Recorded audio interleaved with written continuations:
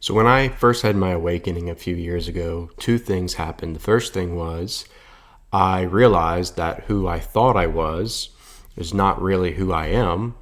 And this was a shock. This was something that actually devastated me. Why? Because for 20 something years of my life, I believed that I was this ego structure, this mental construct of different attachments and labels and roles and identities that I had built up that the ego had constructed over time, over the years. And I can say that as I look back in my life, there were different seasons, there were different phases where my ego would attach and identify with certain things, certain roles, certain attachments, certain labels, certain categories. And so, like, for example, like when I was growing up, I loved basketball. And so my identity was in what I was doing. I was a basketball player. I was a point guard. And that was my dream. I wanted to do that for the rest of my life. I wanted to be a professional basketball player. But that was my sense of self. When I thought about me, or when I talked to other people, or when I heard other people talk about me, most of the time it was in reference to what I was doing, my sport, and me being a basketball player. And then all throughout my life, like I said, I had these different attachments, these different roles, these different identifications with different things. And there came a time where I stopped playing basketball. And when I stopped playing basketball, I started playing another sport. And then all of a sudden, like, that sport, what I was doing at the time, became my identity. It became who I was. And then I got into working out. I wanted to be a bodybuilder, so I was a bodybuilder. And then I went through a season where I was very into my faith, and at the time that was Christianity. And so I wanted to be a pastor, and I wanted to save as many people as possible. I wanted to be an evangelist. And again, that it was just another role. It was just another season. It was just another phase of me having my identity in something external, an object, a role, a category, a group, all these different things. And that's just the name of the game. That's how the ego works, actually. The ego is always attaching and grabbing on to things externally to identify with. The only problem with that is in this reality, in this realm of existence that we're living in, there's a truth, and the truth is this too shall pass. And that is true for everything that we can experience as the subject of experience. Anything that we can observe or experience is passing. It's temporary. Nothing is permanent. Nothing that is an object, nothing that is a thing is forever in this dimension and in this realm. And so when I was identifying with these different roles and these different hobbies and sports and all the stuff, what I didn't realize at the time was that was passing too. The role, the season, the time that I was playing sports, the time when I was into working out and fitness, the time when I was I was very into my Christian faith, and I wanted to be a preacher, an evangelist, and I wanted to save the world, with the gospel. Like, that was just another hat I was wearing. That was just another mask, another role, another identity that I was attaching to. But guess what? It passed. All these different attachments, all these different things that the ego, we could say, was identifying with, the false self, not the true self, the false self, all those things had an expiration date on them. And every time, every season of my life where I had to move on and I had to let go of some kind of egoic identity, it came with a tremendous amount of suffering. Why? Because that was who I thought I was. That was my sense of self. That was everything to me. And so when you lose that, you feel like you're losing yourself or losing a part of yourself, and it's devastating. And that's why I believe in the Gospel of Thomas, when Jesus says, it's saying too, when he says something like, whoever seeks should not stop seeking until they find. And then when they find, they'll be devastated or troubled. And then after being troubled, they'll be amazed and astonished and etc. And so what I think Jesus is actually pointing to there, because what we find in the Gospel of Thomas is that there is this theme overall of waking up to who we really are, not to who we think we are, but to who we really are, the true self, the real self that's behind the ego. And that's what Jesus is ultimately trying to point his disciples to all throughout the 114 sayings of this book. And so, right, off the bat, in saying number 3, we get the famous line where Jesus is talking to his disciples, and he says, "When you know yourselves, then you will be known, and you will realize that you are children of the living God." And so, going back to saying number 2 in the Gospel of Thomas, that's what I think. I think the truth that will trouble you is the truth of who you really are, waking up to who you really are. But it's actually twofold, because it's not just realizing, it's not just waking up to the true self. The troubling part is also the beginning, which is letting go of who you think you are, letting go of the false self, letting go of the ego. And the time in between where you're letting go of who you think you are, all these different egoic external roles, identifications, and attachments, the time in between you moving past that and then stepping into the reality of your true nature is devastating. It's hell. It's the only, or I'll say it like this, it's for most people, it's one of the most challenging seasons of their lives. And that's why I believe, the dark night of the soul, which is a name coined by St. John of the Cross. I believe the dark night of the soul is indeed that time in between of shedding the ego, realizing that who you thought you were all throughout your life, all these different labels and names and roles and occupations, all the things that we've identified with are simply passing. They're not who we really are. Now, what you'll notice is everything is passing, like I said, that we can observe, that we can experience, especially the different roles and identifications and all the different things. But there is one thing that is not passing, and that is the subject of experience. And so we could say that the subject of what you're experiencing as different objects that you've been identifying with, that subject is pure I amness. And so the sense or the experience, the presence of I am that you have right now is the gateway to discovering the true self, which is, like I said, beyond the ego. What is the ego? The ego is a mental construct. And so it's not just beyond the ego. The true self is beyond the mind. It's beyond the finite mind. It's beyond all thoughts, feelings, emotions. It's beyond the physical body. It's beyond time, and it's beyond space. It is pure, infinite awareness. I amness is the practice. It's the meditation to wake up, to realize that, again, this sense of I am that you have right now is the same presence, the same essence of I am that you've always had. And there was never a time where you didn't have the I am, because the I am is existence. Now you would say, well, what about, if I am is eternal beyond time, I don't remember past lives, or I don't remember, what I was doing before I incarnated in this particular body mind. And so why don't I remember? Well, memory, just because we don't remember past lives and what we were doing before we incarnated in this particular incarnation, in this particular lifetime, doesn't mean that there was no existence of the I am, because there are many things that I don't remember, especially when I was a child, but that doesn't mean that they didn't happen. And so memory is something we have to really, it can be tricky, because just because we don't remember something, just because we have no memory of it, doesn't mean that it's not true or that it didn't happen, right? So this I am, again, transcends the confines of linear time, past, present, and future. And that's exactly why Jesus said, before Abraham was, I am. And so this is, again, the way to discovering the true self is the I am, and meditating on that and really feeling and experiencing the true nature of being, which is pure I amness, pure awareness. And so this happened to me when I had my awakening.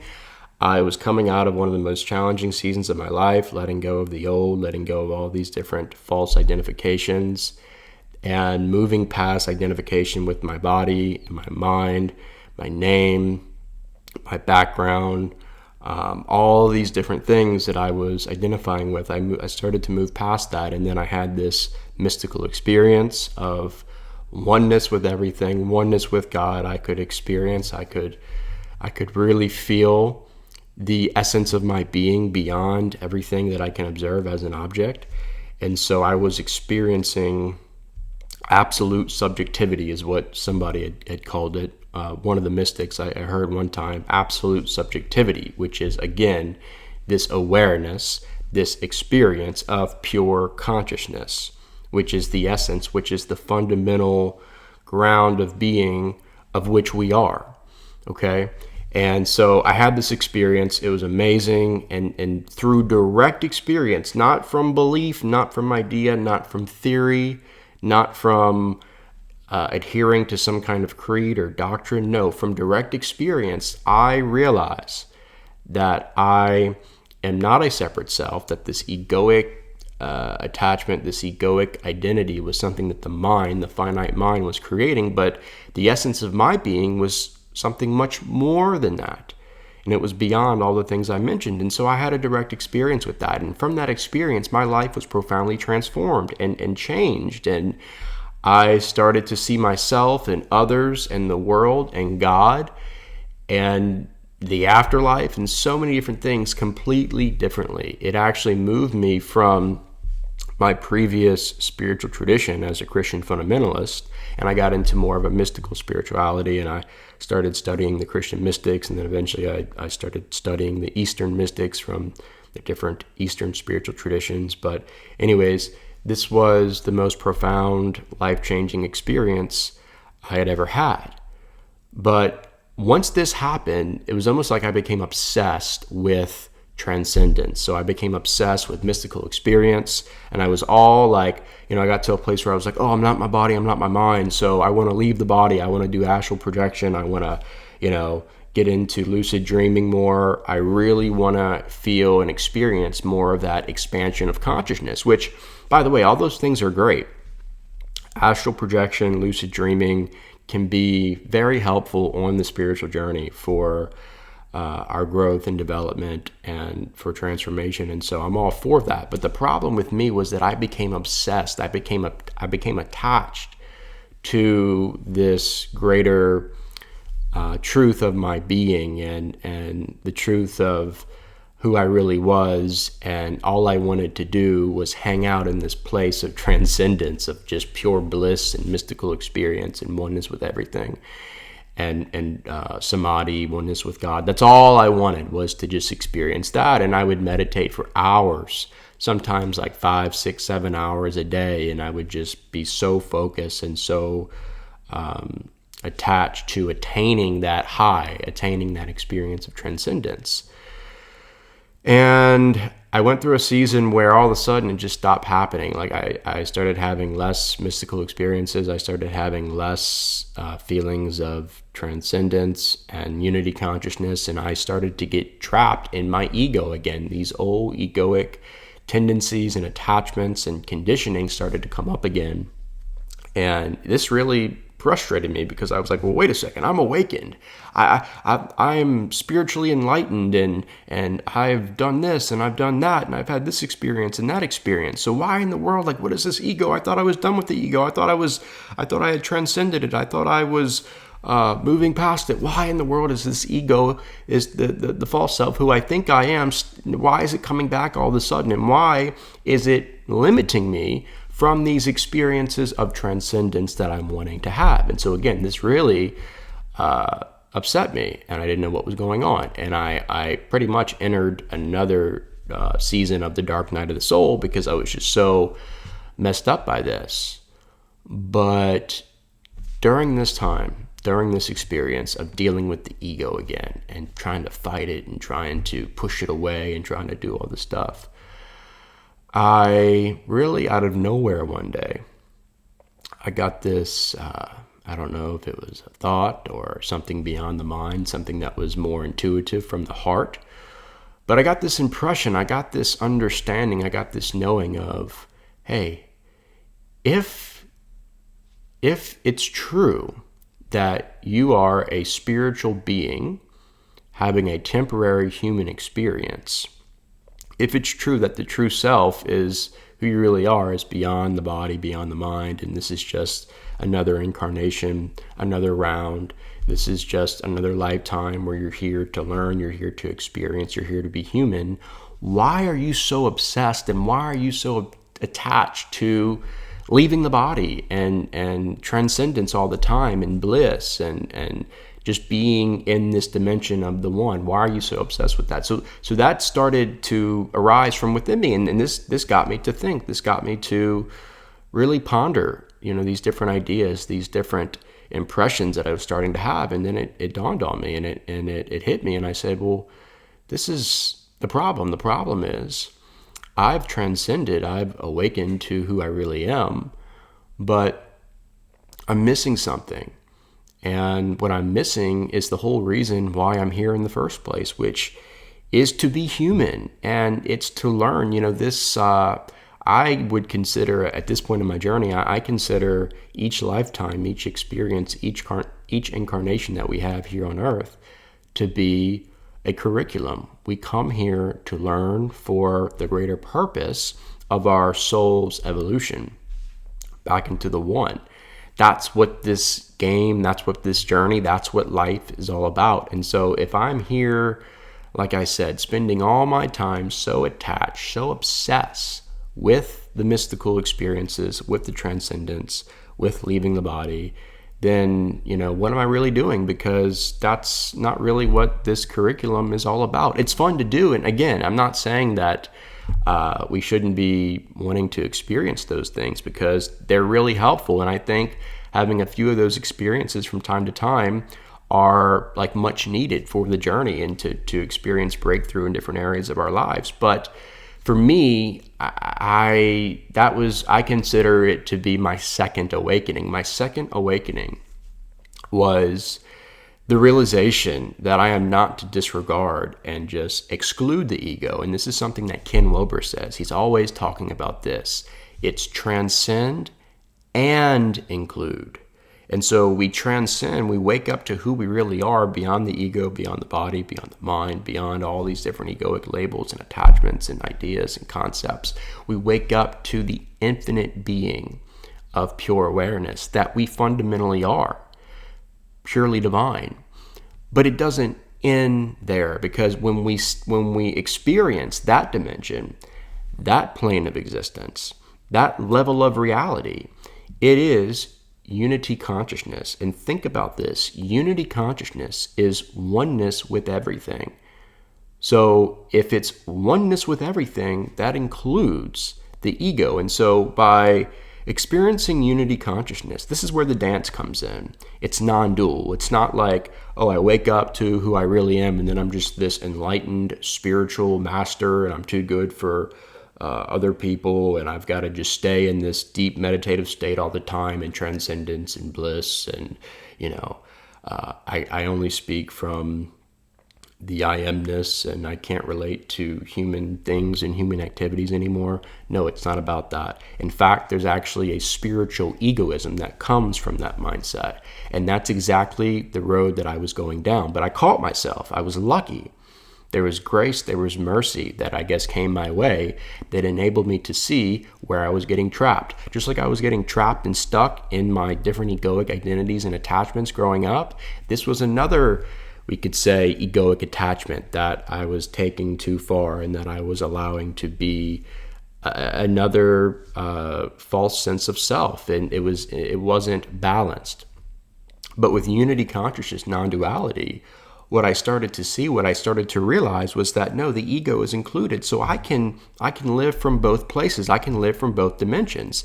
I can transcend into the one and realize that all is one and that there's just one of us. There's one spirit, one consciousness, one awareness, one I amness, from which all of us are arising from. and unique expressions of. So I can be in that dimension, see that, while simultaneously be in the world of separateness, in the world of Maya, where I can include and integrate the ego or the sense of being a separate self. And so this is the key. What happens is once you experience this is like the whole, being in the world but not of the world, right?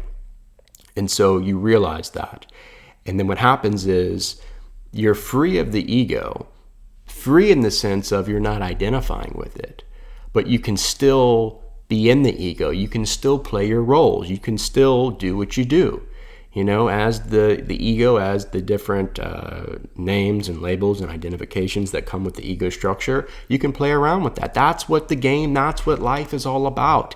It's the balance, it's the dance of transcendence, but also inclusion, where we're living from this place. Our foundation, our ground is centered from the heart space, which only sees as one. It only sees as unity consciousness, but it includes all these different egoic, roles that we can step into, but we're not attached to them. So they're not controlling us. We're just playing them out as our life goes, as our incarnations go.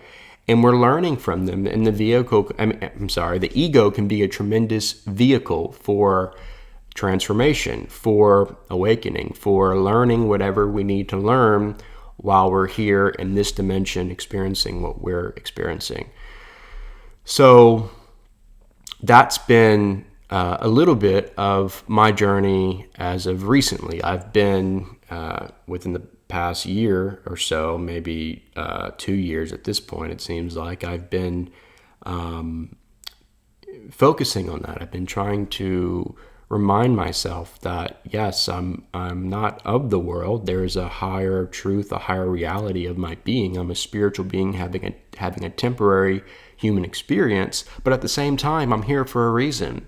And life is all about being human and connecting with one another and playing out your roles and doing it in a very honorable way with reverence and awe. And we can do that. We can have 1 foot in the separateness and 1 foot in the truth, the reality of oneness.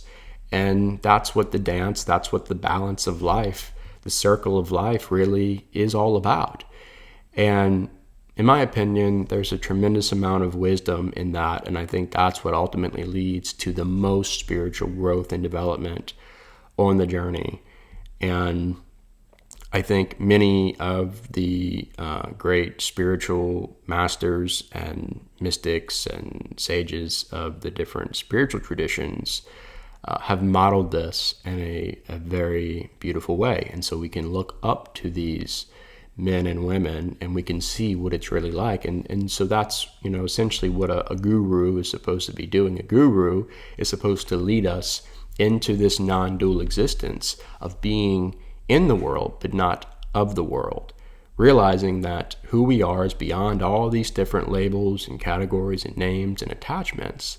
But we're here for a reason. We're playing these roles out. We integrate them and we allow the light and love and peace of our true nature to expand beyond ourselves and to fill every area of our lives. And that's the light of the world that I believe Jesus talked about. That's within all of us. It's the divine in you and in me. It's the divine in all of us. And so we can recognize that, we can see that beyond form, and that's going to cause us to treat one another in this world of separateness, in this dimension of the illusion of separation, with more compassion, with more love, with more understanding, with more kindness. And that's what it's all about. That's what the game, that's what the curriculum is all about. It's about awakening, yes, but that's the first step. Once you wake up to your true self, it doesn't end there. And that's why Jesus ultimately says in the Gospel of Thomas, saying 3, that the kingdom is within you, but it's also all around you. You will never be able to see the quote-unquote kingdom all around you until you first see it in yourself. So it starts with you waking up, to who you really are as the true self, which is, like I talked about in one of my recent videos, it's nete. It's not this, it's not that. It's absolute subjectivity. It's pure consciousness, but it doesn't end there. That's where unity consciousness comes in. Unity consciousness includes the ego, and then we can live from the heart space. We can live from our divine nature in our different roles, in our different names, in our different egoic identifications in the world. We are in the world, but we are not of the world. Okay? So that's it for today. If you found this video helpful, informative, or insightful, please leave a thumbs up at the bottom of the screen, and be sure to subscribe to my channel if you haven't already. Thanks for watching, and I will see you next time.